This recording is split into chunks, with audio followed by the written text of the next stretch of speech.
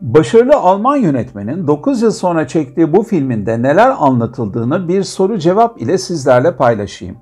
Çevrenizdeki birilerine gezegenin ve insanlığın yakıcı sorunlarını sorsanız cevapları ne olurdu? Tahmin edelim. Emperyalist batılı devletlerin yoksul ülkeleri sömürmeye devam etmesi. Beyaz zenginlerden kimilerinin vicdanlarını rahatlatma çabalarının bir sonucu olarak yardım kampanyalarında yer almalarının ikiyüzlülük olması. Müslüman coğrafyadaki bazı ülkelerde çıkarılan iç savaşlarda milyonlarca insanın göçe zorlanması ve yollarda ölmeleri. Özellikle gelişmiş ülkelerdeki refah içinde yaşayan aile bireylerinin arasındaki iletişimsizlik, kopukluk ve çatışma. Gençlerin uyuşturucu, aktivizm, seks üçgeninde kaybolmaları. Tahminler tuhaf gelmesi. Işık filmi tüm bu problemleri bir araya getiriyor. Kasvetli ve yağmurlu Berlin'de loş ve karmaşık bir eve konuk oluyoruz. Reklam ajansında kapitalistlere fikir satan eski solcu baba. Kenya'da gençlerin sanatla uğraşması için ödeneklerle boğuşan tükenmiş bir anne. 17 yaşındaki ikizler. Erkek olanı sanal gerçeklikte oyunlara gömülmüş. Kız ise arkadaş grubuyla savruk bir hayat yaşıyor. Bu arada annenin Kenya'daki bir adamla ilişkisinden de 8 yaşında bir oğlu var. Bu çocuk Berlin'e taşınmış babası ile annesinin evi arasında gidip geliyor.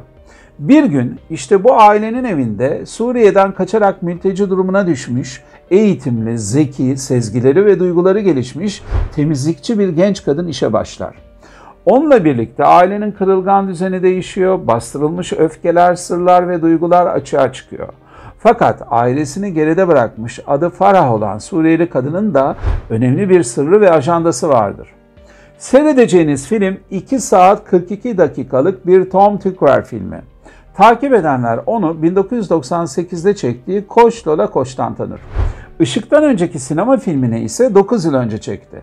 Tykwer'in cesur tarzı, şaşırtıcı görsel sürprizleri, oyunculara, kameraya, setlere hakimiyeti kusursuz. Ancak filmin yazarı olarak çok başarılı olduğunu söyleyemem.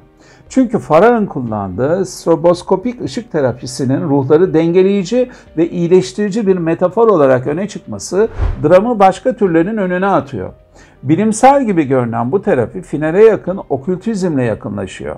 Hikaye boyunca fantastik unsurlar sert gerçeklikle iç içe geçiyor.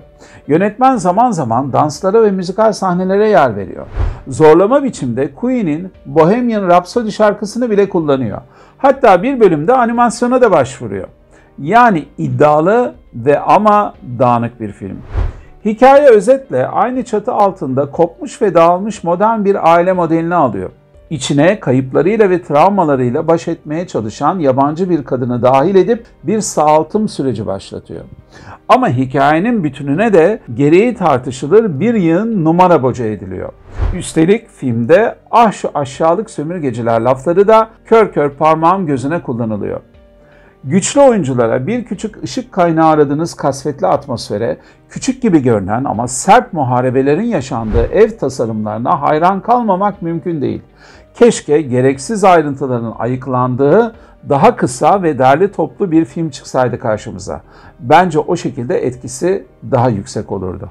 İzlediğiniz için teşekkür ederim. Cuma günkü videomda Önemsiz Biri 2 adlı filme yer vereceğim. Görüşmek üzere.